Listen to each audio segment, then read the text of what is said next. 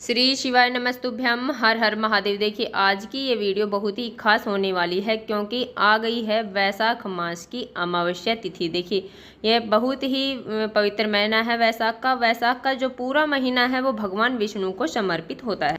देखिए वैशाख मास की जो अमावस्या तिथि है वो 7 मई को सुबह 11:41 से प्रारंभ होगी और अगले दिन यानी 8 मई को सुबह 8:55 पर समाप्त होगी।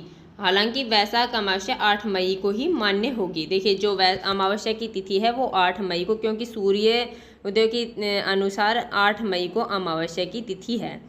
तो देखिए अमावस्या है वो हमारे पितरों को प्रसन्न करने के लिए है। अमावस्या की तिथि हमारे जो जीवन में पितृ दोष आ रहे हैं, कोई भी दोष जो हमारे जीवन में आ रहे हैं, इससे छुटकारा पाने के लिए हम अमावस्या के दिन आपको 3 महा उपाय बताएंगे जिससे आपको बहुत ही लाभ होगा। देखिए पूज्य गुरुजी की कथा सुनकर समझकर समझाने का पूरा प्रयास करूंगी, इसलिए वीडियो को अंत तक जरूर देखना। और अगर आप भगवान शिव के अनंत भक्त हैं और अपने पितरों की कृपा पाना चाहते हैं तो चैनल को सब्सक्राइब जरूर करना। देखिए पहला जो उपाय है वह है संतान प्राप्ति के लिए। देखिए पूज्य गुरुजी ने हाल ही में जो कथा चल रही है उसकी कल की कथा में यानी पहले दिन वाली कथा में ही इस उपाय का जिक्र किया है। देखिए यह उपाय पीपल के पत्ते से करना है। जिस भी महिला को बच्चे नहीं हो रहे हैं, चाहे शादी को 30 साल हो गए, 31 साल हो गए, तो आप वैशाख मास में यह उपाय 2 या 3 बार आप जरूर करें, जिससे आपको अवश्य ही संतान प्राप्ति होगी। चलिए चलते हम पहले उपाय की ओर। पहला जो उपाय है ये इस प्रकार है, हमें लेना है एक पीपल का पत्ता। देखिए पीपल का पत्ता है वो हमें तोड़ना नहीं है, नीचे गिरा हुआ उठा लेना है, क्योंकि शनिवार के दिन ही हम पीपल के पत्ते को तोड़ सकते हैं। उसके बाद में हमें लेना है एक लोटा जल। लोटा है वो हम तांबे का लेंगे, परंतु उस लोटे के अंदर हमें मटके का जल, मिट्टी का जो घड़ा होता है उसका जल हमें भरना है। देखिए उसका जल भरने के बाद में हमें चले आना है बेलपत्र के वृक्ष के नीचे। देखिए आपके आसपास या मंदिर में कहीं पर भी बेलपत्र का जो पेड़ है उसके नीचे आपको आ जाना है। वहाँ पर आपको बैठकर उत्तरमुखी आपको मुख कर लेना है अपना, अब उत्तर की तरफ, और वह एक पत्ता हमें बेलपत्र की जड़ के पास रख देना है। देखिए हमने अच्छी तरह से समझाने की पूरी कोशिश की है।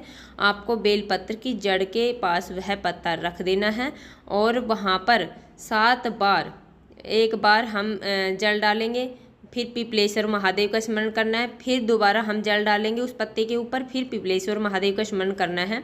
इस प्रकार हमें 7 बार उस पत्ते के ऊपर जल अर्पित कर देना है।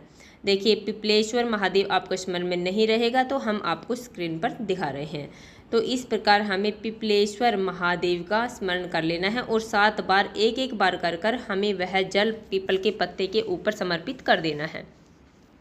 उसके बाद में उस पीपल के पत्ते को हमें वहाँ से उठाना है और अपने घर लेकर आ जाना है। देखिए जैसे ही हम घर लेकर आएंगे तो हम दूध में उस पत्ते को अच्छे से उबाल लेंगे। हमने जैसे दूध गर्म किया तो उसके अंदर हमें उस पत्ते को डाल देना है। देखिए दूध अच्छे से गर्म कर लेना है यानी उबाल लेना है। फिर उसके बाद में ठंडा होने के बाद में उस पत्ते को हमें निकाल कर बाहर रख देना है और उस दूध को जिस भी महिला के संतान नहीं हो रही, दोनों पति पत्नी उस दूध को पी लेंगे। ऐसा वैशाख मास में आपको 2 या 3 बार जरूर करना है।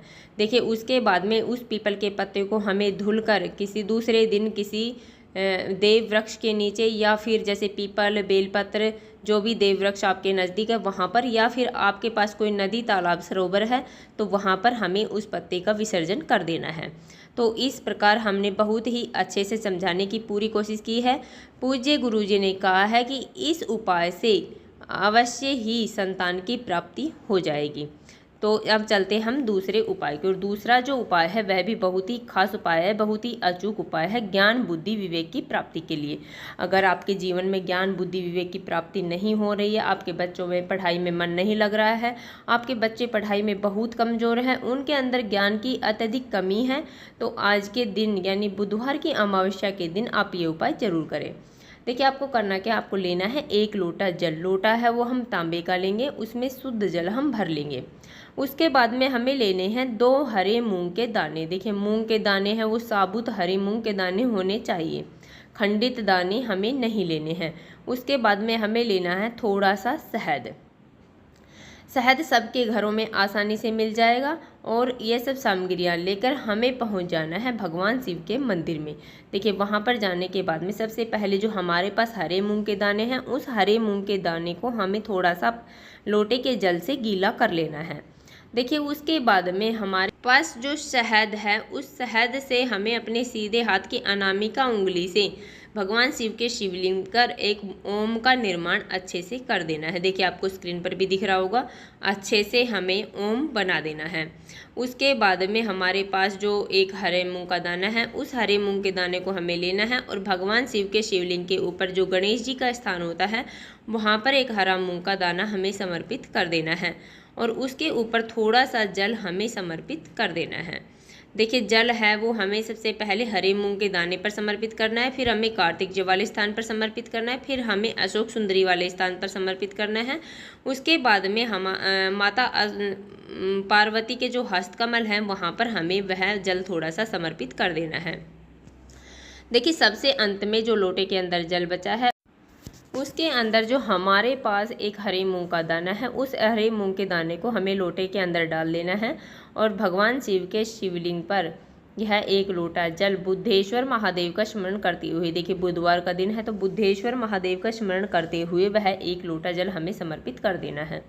देखिए ये हो गया हमारा दूसरा उपाय। तो इस प्रकार हमें दूसरा उपाय भी अच्छे से कर लेना है। देखिए अब चलते हम तीसरे और अंतिम उपाय की ओर। तीसरा जो उपाय है वह है धन प्राप्ति के लिए। देखिए अमावस्या का दिन है और वैशाख मास की अमावस्या है, तो इसलिए बुधवार का दिन है, तो हम धन प्राप्ति के लिए भी एक उपाय जरूर करना चाहिए। देखिए करना क्या है, हमें लेना है 11 चावल के दाने। चावल के दाने हैं वो खंडित नहीं होने चाहिए, टूटे फूटे नहीं होने चाहिए। एक हरी इलायची हमें ले लेनी है। उसके बाद में हमें लेना है एक दीपक। दीपक है वो हमें लंबी बाती का लेना है। देखिए हम लक्ष्मी प्राप्ति के लिए कर रहे हैं, देवी के लिए है, हम पूजा कर रहे हैं, तो लंबी बाती का प्रयोग होना चाहिए। देखिए लंबी बाती का प्रयोग करेंगे तो हमें लाल रंग की मोली की बाती बना लेनी है। देखिए लाल रंग की हमें बाती बनानी है, लंबी बाती। अब इन तीनों सामग्रियों को लेकर हमें पहुंच जाना है तुलसी जी के यहाँ पर। जो भी हमारे घर में तुलसी है वहाँ पर हमें पहुंच जाना है। यह उपाय आप सुबह से लेकर रात्रि तक कभी भी कर सकते हैं। देखिए उसके बाद में हमारे पास जो हरी इलायची है, उस एक हरी इलायची को तुलसी के अंदर जो थोड़ा सा गड्ढा खोदकर हमें उसमें वह हरी इलायची डाल देनी है। और इलायची हमें डालते समय ओम श्रीम नमः, ओम श्रीम नमः या फिर ओम महालक्ष्मी नमः का 11 बार हमें मंत्र उच्चारण कर लेना है। उसके बाद में उस इलायची को हमें दबा देना है। उसके बाद में हमारे पास जो 11 चावल के दाने हैं, उस चावल के दाने को इदम अक्षतम ओम महालक्ष्मी नमः, इस प्रकार हमें एक एक चावल का दाना हरी इलायची के ऊपर हमें डाल देना है। देखिए दबी हुई हरी इलायची के ऊपर हमें एक एक चावल का दाना डाल देना है। और सबसे अंत में उसके ऊपर हमारे पास जो लंबी बाती का एक दीपक है, उस दीपक को हमें प्रज्वलित कर देना है। देखिए चावल के ऊपर हमें वह दीपक रख देना है। हमें थोड़ी सी दूरी बनाकर ही रखना है ताकि तुलसी माता को इस दीपक से कोई हानि ना हो सके। तो इस प्रकार यह हो गया हमारा तीसरा और अंतिम उपाय। देखिए तीनों उपाय ही बहुत ही लाभकारी उपाय हैं, बहुत ही अचूक उपाय हैं। अमावस्या की तिथि है, वैशाख का पावन महीना है, तो इस पावन महीने की वैशाख की तिथि पर, अमावस्या की तिथि पर आप ये उपाय जरूर करें। देखिए हमने अपनी तरफ से समझाने की पूरी कोशिश की है। उम्मीद है आपको वीडियो समझ में आ गया होगा। अगर वीडियो अच्छी लगी तो लाइक करना, और अगर आप चैनल पर नए हैं और अभी तक आपने चैनल सब्सक्राइब नहीं किया है तो ऐसे ही छोटे छोटे उपायों को देखने के लिए प्लीज़ हमारे चैनल को सब्सक्राइब जरूर करें। श्री शिवाय नमस्तुभ्यम। हर हर महादेव।